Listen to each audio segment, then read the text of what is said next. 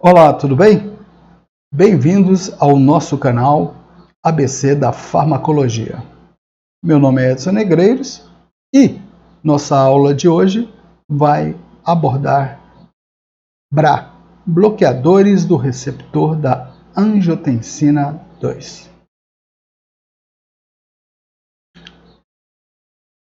Pegando o gancho nesta foto aqui, nesse slide, nós observamos aqui, fazendo uma recordação, o angiotensinogênio hepático sofre a ação da renina, que é produzida pelas células justaglomerulares, para se produzir angiotensina 1. Na aula anterior, nós discutimos exatamente esse passo aqui, os inibidores da enzima conversora de angiotensina, que transformam a angiotensina 1 em angiotensina 2. Hoje nós vamos falar sobre este grupo aqui, os BRAs. São os bloqueadores do receptor da angiotensina 2. Por um mecanismo denominado de antagonismo farmacológico competitivo, o nosso BRA vai competir com a angiotensina 2 pela ligação nos receptores. Então nós vamos antagonizar os receptores. Nós não vamos impedir a formação da angiotensina 2.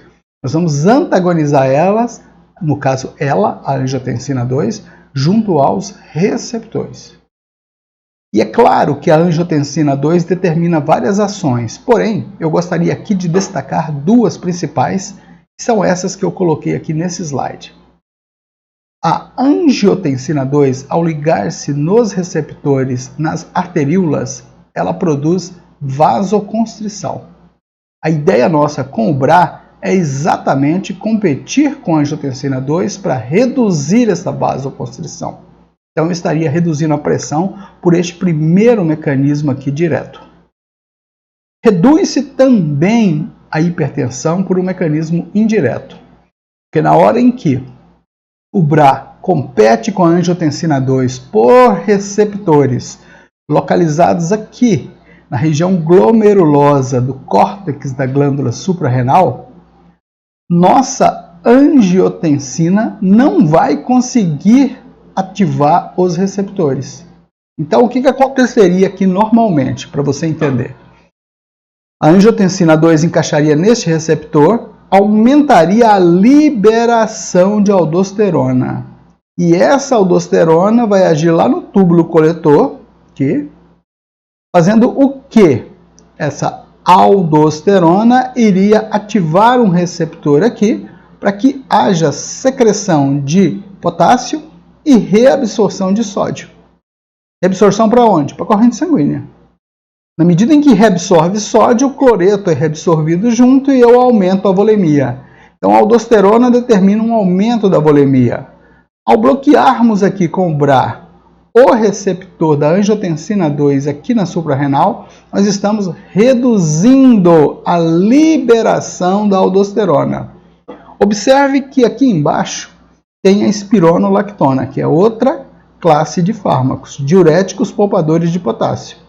A espironolactona, ela age aqui embaixo exatamente bloqueando o receptor da angiotensina 2, o receptor da aldosterona aqui embaixo no túbulo coletor. Então, neste caso aqui, a espironolactona está bloqueando o receptor da aldosterona.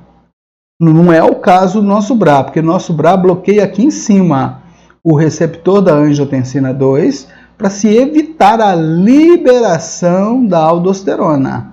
A espirono está agindo aqui para atrapalhar a ação dela. A ação, ok? Então, são mecanismos diferentes. Então, ao se bloquear aqui com o BRA, nós estamos reduzindo a liberação da aldosterona.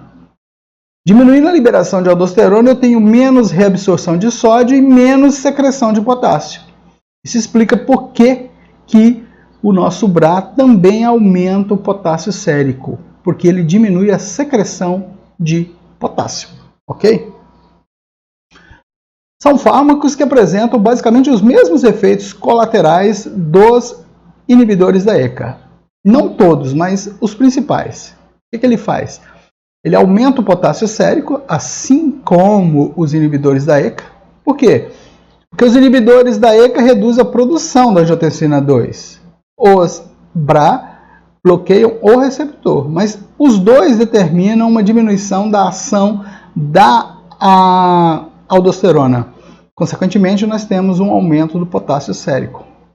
Uma observação importante é que essas drogas, os BRA, assim como os inibidores da ECA, não devem ser administrados em gestantes, por motivos que nós dissemos lá na aula de inibidores da ECA. Existem estudos mostrando que os inibidores da ECA podem determinar má formação renal no feto. Como o mecanismo de ação dos inibidores da ECA são muito parecidos com o mecanismo dos BRA, há um cuidado especial em não administrar também para gestante os BRAs. Outra coisa é em relação a pacientes com doença renal crônica e ou insuficiência renal aguda. Esses pacientes já têm o potássio sérico aumentado. Como a droga aumenta ainda mais, isso pode ser um fator complicante. Uma vantagem aqui neste caso dos BRA em relação aos inibidores da ECA. Eles não produzem tosse seca. Por quê? Porque os inibidores da ECA bloqueiam as cininases. Se você tiver alguma dúvida, volta naquela aula nossa lá de inibidores da ECA. Eles bloqueiam as cininases e isso aumenta a bradicilina, produzindo tosse seca. No nosso caso aqui, os BRAs, eles não bloqueiam as cininases, então eles não produzem aumento de bradicilina. Então, o efeito tosse seca, ele não acontece aqui com os BRAs. Quem são os representantes? Segundo a Sociedade Brasileira de Hipertensão, liberados aqui no Brasil, candesartana, irbesartana, losartana, olmesartana, telmisartana e a valsartana. Tomadas mínimas, tomadas máximas dia, número de tomadas dia. São bastante associados com diuréticos. Observe que os tiazídicos aqui, em especial a hidroclorotiazida, são associados a valsartana, telmisartana, olmesartana, losartana, irbesartana e candesartana, disponíveis no mercado nacional. Lançou-se também uma associação de anlodipino com losartana, anlodipino com mesartana e anlodipino com valsartana. Lembrando que o anlodipino é um bloqueador dos canais de cálcio. Recentemente foi lançado anlodipino mais um BRA, no caso a valsartana, mais um diurético tiazídico, a hidroclorotiazida, em várias dosagens aqui, conforme as necessidades do paciente. Está disponível também no Brasil para ser utilizado. Se você gostou da nossa videoaula, por gentileza, dê um like, inscreva-se no nosso canal e ative o sinalizador, o sininho ali do lado, para você ser notificado. Obrigado pela atenção. Fui!